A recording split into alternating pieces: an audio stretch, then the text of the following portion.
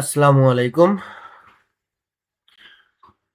আজকে আমরা অণু ও পরমাণুর মধ্যে পার্থক্য নিয়ে আলোচনা করব। যারা আমার এই চ্যানেলে নতুন, চ্যানেলটিকে সাবস্ক্রাইব করো এবং এরকম শিক্ষামূলক ভিডিও পেতে আমার এই চ্যানেলের সাথেই থাকো। চলো শুরু করা যাক। অণু ও পরমাণুর মধ্যে পার্থক্য। পরমাণু মৌলিক পদার্থের ক্ষুদ্রতম কণা, যার স্বাধীন অস্তিত্ব নেই কিন্তু সরাসরি রাসায়নিক বিক্রিয়ায় অংশ নেয়। অণু মৌলিক বা যৌগিক পদার্থের ক্ষুদ্রতম কণা, যা স্বাধীনভাবে থাকতে পারে এবং যার মধ্যে পদার্থের গুণাগুণ বজায় থাকে। পরমাণু সাধারণত এদের স্বাধীন বা মুক্ত অস্তিত্ব নেই, নিষ্ক্রিয় গ্যাস ব্যতীত।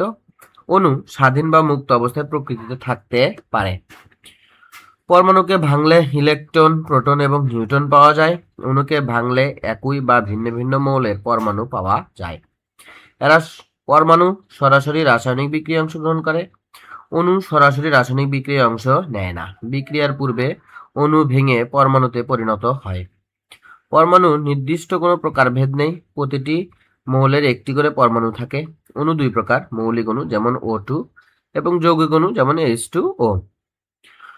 পরমাণুকে প্রতীকের সাহায্যে প্রকাশ করা যায়, যেমন হাইড্রোজেন, অক্সিজেন, সোডিয়াম।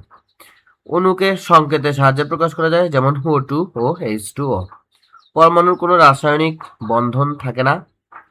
দুই বা ততোধিক পরমাণু রাসায়নিক বন্ধনের মাধ্যমে যুক্ত হয়ে অণু গঠন করে। ধন্যবাদ।